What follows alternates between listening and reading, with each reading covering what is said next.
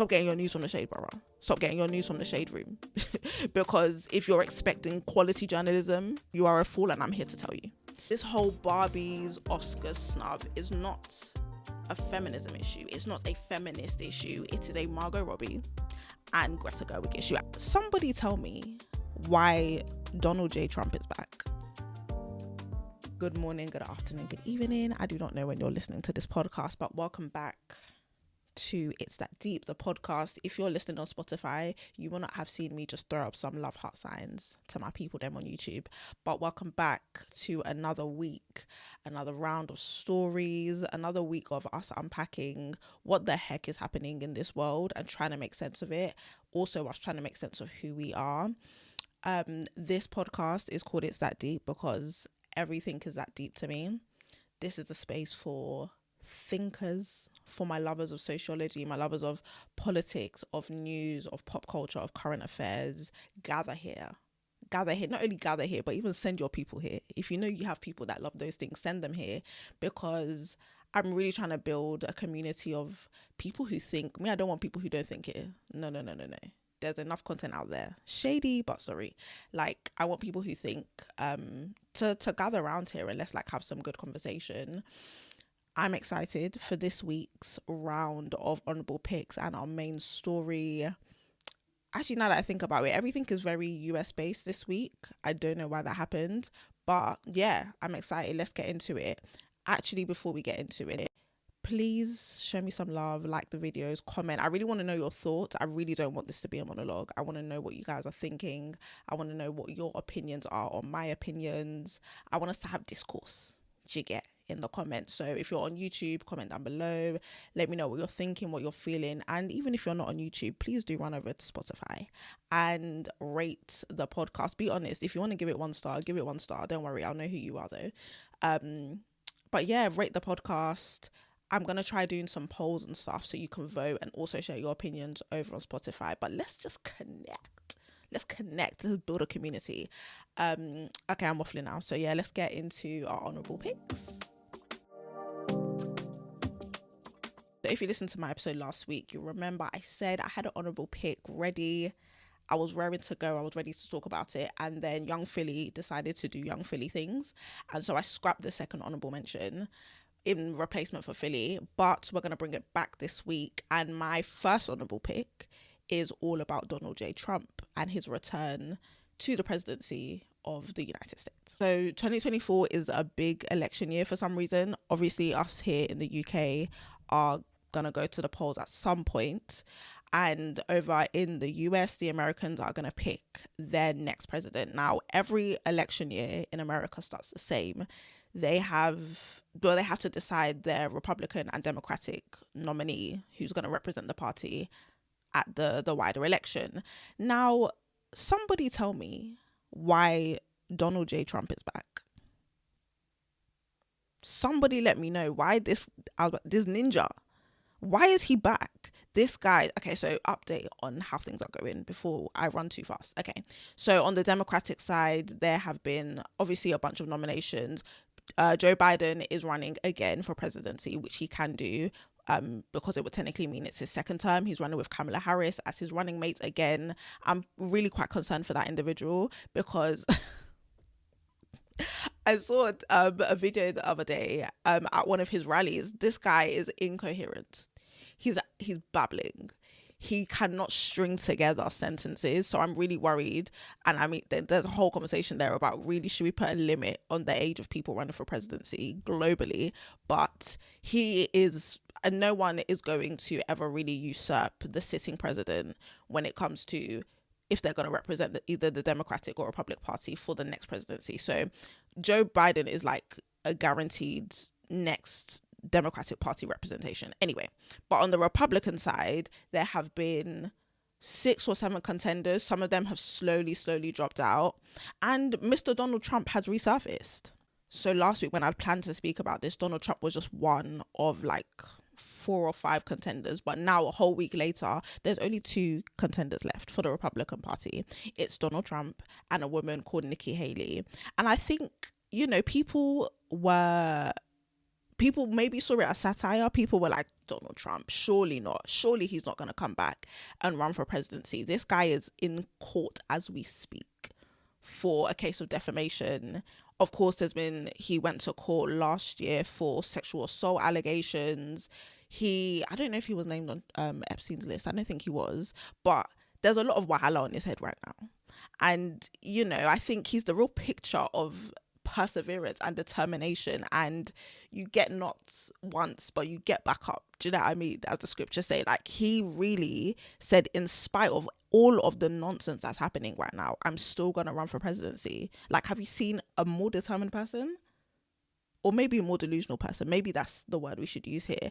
But people are, you know, really predicting that he's going to be the next Republican nominee for the presidency. I think the question we need to ask ourselves here is, does everybody deserve a second chance? As a society, we need to decide. And I know that's not the Christian way of thinking. I'm just obviously playing. But no, on a real, like, does everybody deserve a second chance? This guy's in court. Like, let's talk about, you know, how sacred the office of the presidency is for Americans. They love that thing. They will die for their flag. They will die for their country.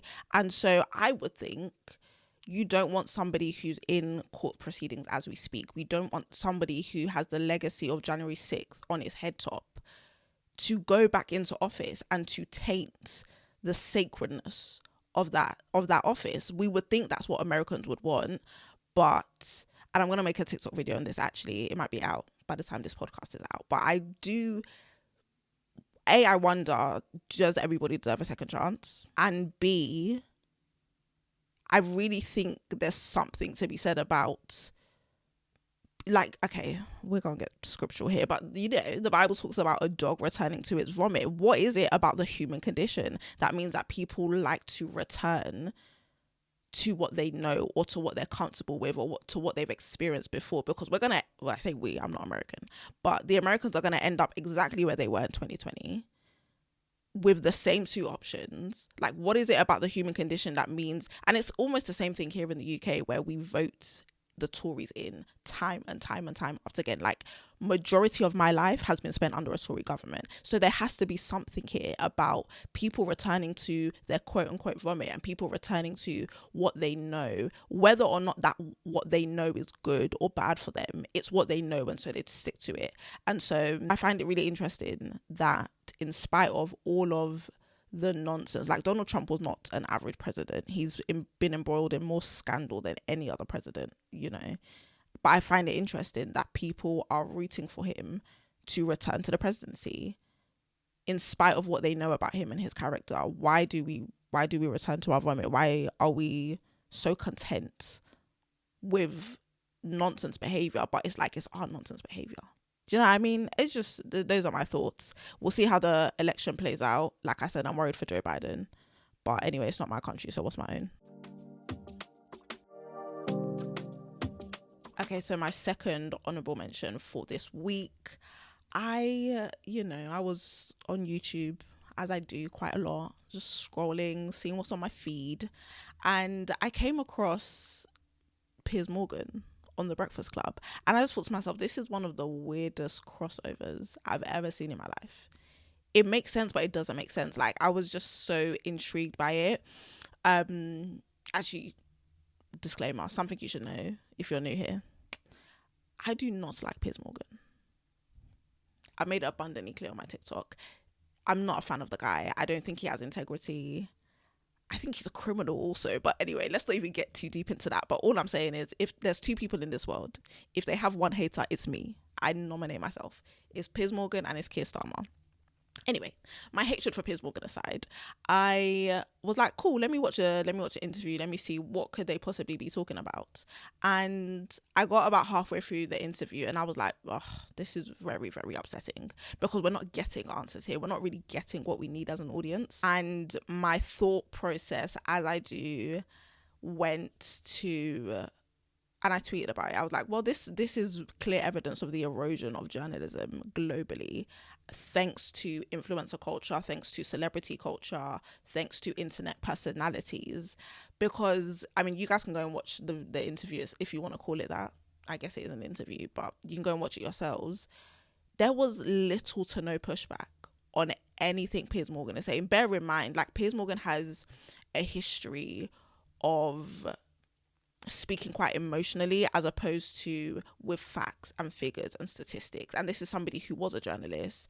I actually don't know if he studied journalism, but this was somebody who was one of the country's biggest journalists at a point in time. But he has a real history of speaking off emotion, and oftentimes that emotion is loaded with lies, is loaded with falsehoods and inaccuracies. And I was frustrated watching that interview because I was like, there is no pushback. There is no, wait, hang on a second, let's investigate that. Let's interrogate that. There was none of that. Charlamagne the God and DJ Envy were just sat there like little children, just just laughing. Hello? It's not live at the Apollo. This is an interview. Can we get some answers, please? And so, like I said, my mind went straight to, well, this is what happens when you don't let journalists do a journalist role. Now, I'm not saying Charlamagne the God and DJ Envy need to be Diane Amonpour. Do you know what I mean? I'm not saying that they need to, what's that girl's name? Barbara Walters level kind of investigative journalism, because obviously that's not what the Breakfast Club is. But I do think in recent years we're seeing a real conflation between qualified journalists and celebrities and influencers taking on that role but not fulfilling the role in its fullness, so we're not getting what we actually need. I do think obviously there's a difference between conversation and like journalistic interview, but there is a real conflation, and it is not good for the gathering of truth and just in general for the bouncing around of ideas and the avoidance of an echo chamber. It's not good. It's not looking good. A lot of people might get onto me for this, but I also did not enjoy the Cat Williams Shannon Sharp interview, because I literally have the same issue. Like, Shannon Sharp, God bless his soul, is not a journalist. And I actually really think he was not needed in that interview, because if you watch it, Cat Williams was literally, he could have set up his own camera and just flowed, because he had such a stream of consciousness that actually Shannon didn't interrupt or didn't interrogate at all, that he was not needed. Cat Williams could have just done that himself. I think the reason this particular situation irks me a little bit is because Charlamagne the God clearly wants to be perceived as somebody who is a political voice, as somebody who asks the hard questions. You know, he had a late night talk show on politics. It's been cancelled now, but it was all about politics. He's written books on race, on politics, on gender, on class, you know what I mean? So he clearly wants to be perceived that way, but when it's time to do that work, he just doesn't do it, or he doesn't do it to the degree that a real journalist would do, because he's not qualified. Same thing in this country. We have the likes of Zizi Mills, you know, who, you know, people often say that if you want a hard-hitting investigative conversation, you need to go to Zizi Mills. But actually, a lot of the times her interviews fall flat because she doesn't have the minerals, not because of who she is, it's because she's not qualified. Her interview with Pastor Toby, a lot of the feedback was you did not push back, you didn't ask him the difficult questions. Her most recent a recent interview she did with Noel Clarke, there was no real pressing of a real important subject. So I think that's another example of somebody who wants to be perceived as somebody who is a hard-hitting journalist but just doesn't have the minerals to do it because they were not trained to do so. And so I think we need to go back to the days of separation. We need to go back to the days where journalists were just journalists and influencers, radio hosts were just radio hosts. You know what I mean? Like, people need to stop getting their news from the shade borough. Stop getting your news from the shade borough. Stop getting your news from the shade room. Because if you're expecting quality journalism, you are a fool. You are a fool, and I'm here to tell you. Do you know what I mean? I think we need to separate the roles, keep it separate, and that way we can actually promote proper, well-rounded conversation as opposed to a stream of consciousness that doesn't get interrogated and is a waste of everyone's time. So those are my thoughts. That's what I'm thinking. That's the way my mind works. It's kind of word vomit. But anyway, that's my second honourable mention. I really want to know, let me ask you, do you get your news from the shade borough? Be honest. Do you? Because that needs to stop in 2024. They are not a reputable source. Let's just be honest here. Okay. Before I get hot, let me just move on to the main story. Okay, so my main story for this week we are still in award season. I spoke about this last week. We had the Golden Globes, we had the Emmys, we had the Critics' Choice Awards, and this week the nominations for the Oscars came out, and boy, did the world melt like a candle. Like there was a lot of commotion, there was a lot of rage, there was a lot of upset, and primarily it's all because of Barbie. Honest here, I'm not really a film babe the way I am a TV babe, but I did speak in my 2023 Wrapped about Barbie and what a moment it was. I remember when that film dropped, things were crazy. Everybody was in pink. I think I mentioned they took over Zara, they took over the Burj Khalifa. Like, the marketing, culturally, the moment was massive.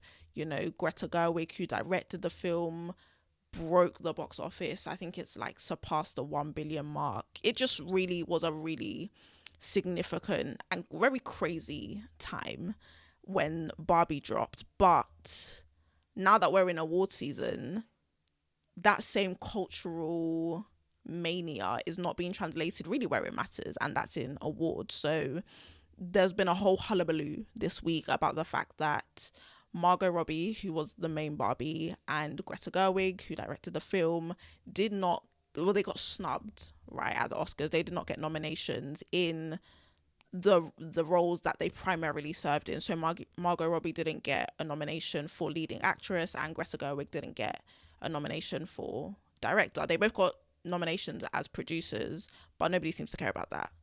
We're just calling it an Oscar snub.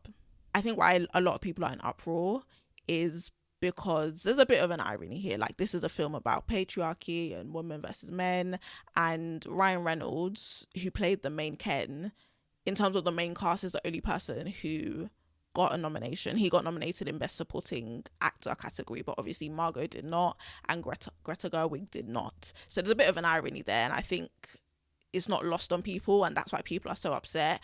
But I do find it interesting that nobody is talking about the fact that a Latina woman, America Ferrera, Ugly Betty Sha, America Ferrera, she got nominated for her first ever Oscar nomination for Barbie, Best Supporting Actress. That has completely been overshadowed by the fact that people are upset that the two white women did not get their nominations, which is understandable. But I think for me, 2 or 3 things that this whole like meltdown and like guys, Twitter has been a mess because of it. There's Hillary Clinton even got herself involved and tweeted about it. Like, people are really upset about this, and I think it's revealing 2 or 3 things to me. First of all, I think we're really seeing this tension between cultural value and critical value. So like I said, Barbie was a massive moment culturally, and it was well received globally. It again blew the box office out of the water globally. No matter what country you were in, even in countries that don't even honor women's rights like that, it was well received. Again, people were going to the cinemas dressed in pink. Like, it was a real cultural moment, but that is not translating critically. So I guess for filmmakers, where it really matters, I think there is a consensus amongst film critics and even the film industry that, you know, it wasn't a great film critically. Like, you know, it wasn't visually as stunning as some of the other options on the Oscars list. Bear in mind, they are nominated for Best Picture, but just comparatively, it doesn't look as nice. Cinematography wasn't as nice. Story wasn't as good. And so I think there is a consensus in the industry that it was a great film culturally, but critically, it's not moving things that much. You know, even if you look at the Golden Globes, like, Barbie did not win at the Golden Globes. They won one silly like consolation prize for like best box office achievement, which first of all is a new category that didn't exist before this year, and is basically just to say, well done, you killed it at the box office. But it's not a commentary on the film as a piece of art. And the only other award it won at the Golden Globes was Billie Eilish for the soundtrack. So yeah, I think there is a consensus that this isn't a beautiful piece of art in terms of filmmaking. And I think we are seeing, like I said, this tension of cultural versus critical value. Like, just because something did massively well at the box office just because loads of people went to the cinema to watch it, just because it has that virality factor and that click factor, doesn't mean that translates in terms of artistic value. And I mean, you can apply that to any medium. I think there is a trend where people assume that something is a great piece of content or a great piece of art because it has clicks and it's got virality and because loads of people are jabba talking about it. And that is not the case. You know, we are now conditioned to think that if something has millions of views, it's greater in value, when actually that doesn't have to be the case. And so I think that's what we're seeing here with Barbie. Like, it's not what it really it's not getting the clout or the value where it matters for a filmmaker like Greta Gerwig. I think another thing that I'm learning in this whole scenario is the real tea on white feminism. Like, first of all, this whole Barbie's Oscars snub is not a feminism issue. It's not a feminist issue. It is a Margot Robbie and Greta Gerwig issue. And I'm so sorry. I hope they sort it out. But it has nothing to do with me. Like, leave me alone. It does not involve all women. It is not a fight for all women. I think we have to remember that that word ism speaks to structures and systems. Do you know what I mean? Like, racism, ableism, colorism. Like, it's about structural patterns that have excluded a certain group of people continuously. And that's not what's happened here. It's two white women who have been excluded from Oscar nominations for 1 year. Like, it's not a systematic issue that we can point to in history and say this is repeating itself. It's just not. It's a personal issue that I really hope they sort out. But it's not a fight for all women. And I think framing it like that reminds me of how much white feminism is still alive and is still active, because nobody is celebrating the fact that a Latina has won her first Oscar nom. No one's celebrating that. Our attention is all on the fact that two white women got excluded. I'm sorry for them. I'm sure it's hard for them, but it can't be a feminist issue if we are not celebrating the wins of America Ferrera or the Native American woman who got nominated for Best Actress. Like, it can't be a feminism issue if our attention is only on the white woman. I think I'm being reminded of like how sinister white feminism can be and how much of feminism as a ideology and a practice has centered white women for so long. And so in this case, we're seeing the same thing because they are not being decentered from the conversation. They are the entirety of the conversation, when actually there's so much to celebrate in the way of progress for other women. Like I said, America Ferrera. Fantasia also got a snub. No one's talking about that. You know, numerous black actresses being nominated. It's just the balance isn't there. And it's reminding me that actually feminism for most of its history has been geared towards white women. And so anyway, this was just a reminder that we all needed if we forgot. I think my biggest takeaway from this whole thing, though, white feminism aside, you know, cultural, critical value aside, my biggest takeaway is that objectivity does not exist in the 21st century. And I say that because I was reading all the articles, I was reading the commentary on the snub, and I was like, and this includes me, but I just was thinking, we cannot be objective to save our lives. In this society, in this day and age, it's not possible. We have been raised in an age of individualism. So everything is about me. We center ourselves. And, you know, I'm all for being the main character in your life. I'm all for, you know, prioritizing yourself. But we have centered ourselves so much that we're unable to really be objective and identify with other people's struggles if we don't see ourselves in it. So, example, you know, Israelis are killing Palestinians as we speak. And, you know, people are telling you, don't go to McDonald's, don't go to Starbucks, they're funding Israel. And because your comfort and what you know is so much more important than the genocide of Palestinians, it's like, no, I still want my Starbucks frap.